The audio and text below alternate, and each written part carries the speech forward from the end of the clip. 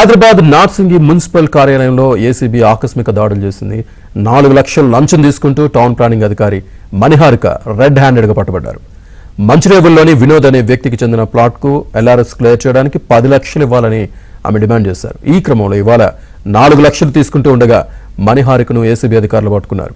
దీంతో ఏసీబీ కార్యాలయంలో కూడా తనిఖీలు చేపట్టారు.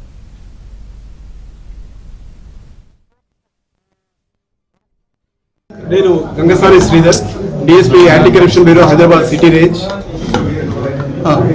యాక్చువల్లీ వారం రోజుల క్రితం మాకు మంచిరేవుల నివాసి ఒకతను 1000 గజాల కోసము ఇక్కడ ఎల్ఆర్ఎస్కు అప్లై చేసుకున్నాడు. నార్సింగి మున్సిపాలిటీలో టౌన్ ప్లానింగ్ ఆఫీసర్ని కలిస్తే అది ప్రాసెస్ చేయడానికి, ఫీజు కట్టాక ప్రాసెస్ చేయడానికి 5 లక్షల రూపాయలు డిమాండ్ చేశారు.